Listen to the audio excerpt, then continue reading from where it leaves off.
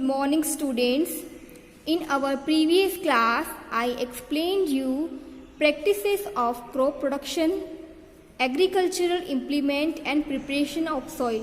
ये सारा हमने प्रीवियस क्लास में पढ़ा था, ओके हमने रीड किया था। एंड आज हम इस चैप्टर को आगे कंटिन्यू करेंगे। सोइंग, सोइंग मीन्स क्या होता है? सोइंग का मतलब होता है फसल को बोना। Sowing is the most important part of crop production. Sowing जो होता है वो क्रॉप प्रोडक्शन का बहुत ही इम्पोर्टेंट पार्ट होता है। अब सोइंग से पहले तो हमें क्या करना पड़ेगा? Before sowing good quality seeds are selected. सबसे पहले तो गुड क्वालिटी का सीड सिलेक्ट करना पड़ेगा। और जो गुड क्वालिटी का सीड्स है वो कैसा होना चाहिए? क्लीन एंड हेल्दी होना चाहिए, ओके जिससे हमें कैसी वैरायटी मिलेगी? गुड वैरायटी मिलेगी। एंड जो फार्मर्स हैं ऐसे सीड्स को प्रेफर करते हैं जिससे बहुत ज़्यादा फसल उगे, ठीक है। Activity 1.1 are there seeds which float on water. क्या ऐसे बीज भी होते हैं जो पानी में तैरते हैं? कुछ जो है वो नीचे बैठ जाते हैं और कुछ जो है वो इतने लाइट होते हैं, ठीक है। इतने लाइट क्यों होते हैं? क्योंकि वो डैमेज सीड्स हैं, ठीक है। और वो हल्के होते हैं और लाइटर होते हैं, ठीक है। And they float on water, इसीलिए वो वाटर के अंदर फ्लोट करते हैं, ठीक है। इसीलिए आपको क्या करना है? एक प्रोसेस करना है, ठीक है। सबसे पहले तो ये एक अच्छा मेथड होता है गुड क्वालिटी का सीड्स आपको चॉइस करने के लिए, ठीक है।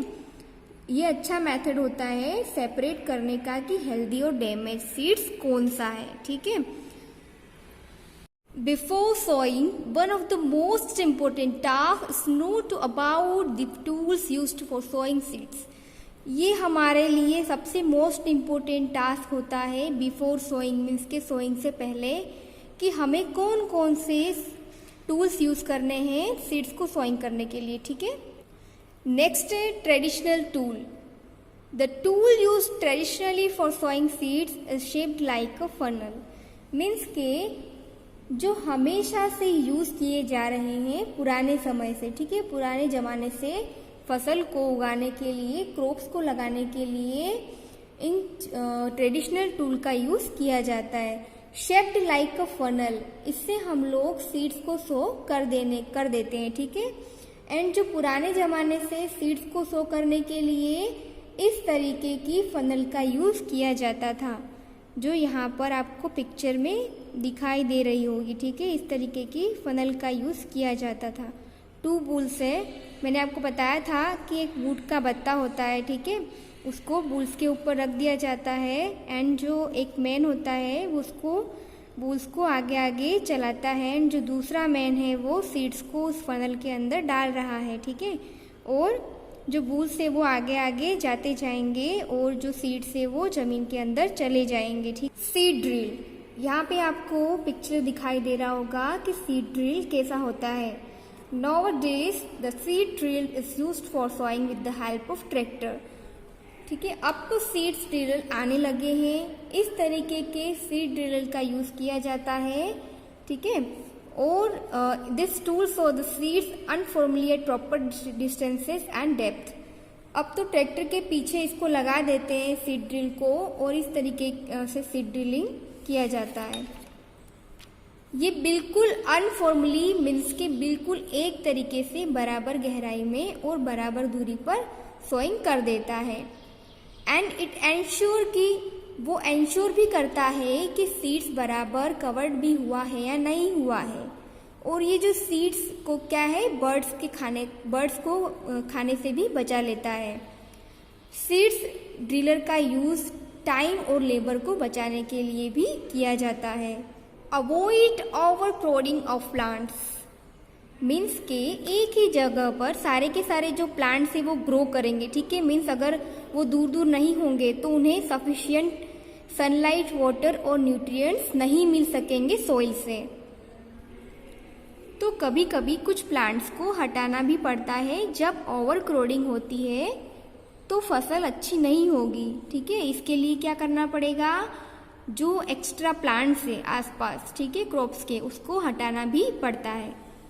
Adding manure and fertilisers, the substances which are added to the soil in the form of nutrients for the healthy growth of plants are called manure and fertilisers.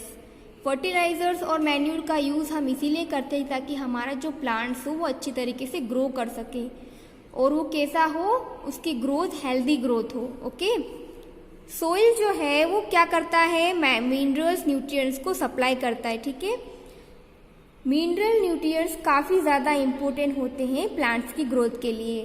काफ़ी सारे areas में farmers जो है वो लगातार फील्ड में crop लगातार उगाते रहते हैं। ठीक है, तो कभी कभी उसको खाली नहीं छोड़ते हैं वो लैंड को। अगर लैंड को खाली नहीं छोड़ते हैं तो न्यूट्रिएंट्स जो है वो खुद ब खुद उसमें से चले जाएंगे। ठीक, continuous growing of crops makes a soil poor in certain nutrients. Means के कंटिन्यूसली कल्टीवेशन से क्या होगा, जो क्रॉप्स का जो सोइल को क्या बना देगा, पुअर बना देगा, और न्यूट्रिएंट्स उसमें से खत्म हो जाएंगे। इसकी वजह से फार्मर्स को मैन्यूर ऐड करना पड़ता है फील्ड में ताकि सोइल में न्यूट्रिएंट्स बने रहें, और इस प्रोसेस को ही मैन्यूरिंग कहा जाता है। मैन्यूरिंग मीन्स सोइल में प्रॉपर मैन्यूर, सोइल को प्रॉपर मैन्यूर प्रोवाइड करना। ओके, अगर हम ढंग से मैन्यूर नहीं डालेंगे तो जो प्लांट्स होगा वो वीक हो जाएगा और अच्छा नहीं रहेगा। Manure is an organic substance obtain from the decomposition of plants and animal. Organic substance means जो नेचुरल होता है। ठीक है, एंड जो प्लांट सड़ जाते हैं, एनिमल्स का जो कॉर्डंग होता है, ठीक है, वो उसमें सब डाल देते हैं, और सब कुछ डालने के बाद उसको क्या किया जाता है, मैन्यूर के फॉर्म में गड्ढों में डाल दिया जाता है एट ओपन प्लेस, और उसको सड़ने के लिए छोड़ दिया जाता है। डीकम्पोजिशन जो है वो क्या होता है, उसके थ्रू माइक्रो ऑर्गेनिजम्स करते हैं। ठीक है, डीकम्पोजिशन कौन करता है, माइक्रो ऑर्गेनिजम्स करते हैं। हम नेक्स्ट चैप्टर में पढ़ेंगे माइक्रो ऑर्गेनिजम्स के बारे में, और हम पहले भी हमने इसके बारे में पढ़ा था। और जो मैटर है, ठीक है, जो मैटर होता है सड़ा हुआ, कॉर्डंग वेस्ट, जो वेजिटेबल वेस्ट और जो प्लांट वेस्ट है, ये सारा का सारा जो है वो माइक्रो ऑर्गेनिजम्स की हेल्प से सड़ जाता है, तो वो क्या होता है, मैन्यूर बन जाता है। और ये क्या कौन सा होता है, ऑर्गेनिक मैन्यूर होता है, एकदम नेचुरल मैन्यूर होता है। एक्टिविटी 2 है, fertilisers are chemical substances which are rich in particular nutrients. Fertilisers जो हैं वो पर्टिकुलर न्यूट्रिएंट्स होते हैं। ठीक है, जिसकी हमें ज़रूरत होती है और जिनको हम बाहर से खरीद कर भी ला सकते हैं। ये मैन्यूर से कैसे अलग है, तो फर्टिलाइजर्स जो हैं वो फैक्ट्रीज में प्रोड्यूस होते हैं। फॉर एग्जांपल जैसे फर्टिलाइजर्स के हम देखें तो जैसे यूरिया है, ammonium sulphate, super phosphate, potash, NPK means nitrogen, phosphorus and potassium. The use of fertilizers has helped farmers to get better yield of crops such as wheat, paddy and maize.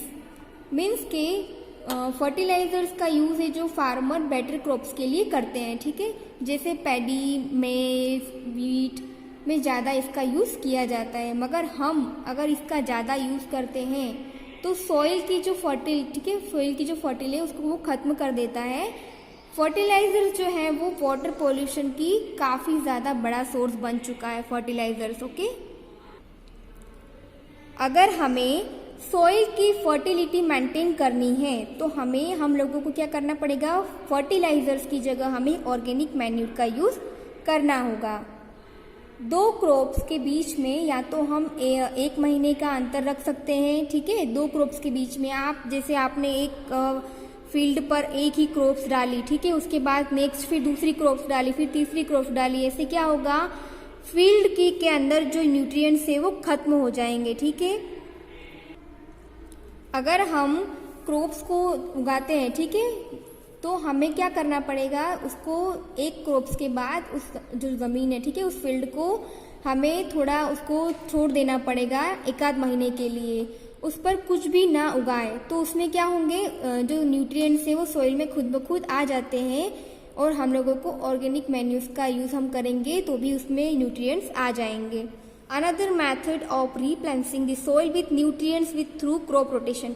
Crop rotation करके भी हम जो soil का nutrients है वो बरकरार हम रख सकते हैं उसके अंदर, ठीक है।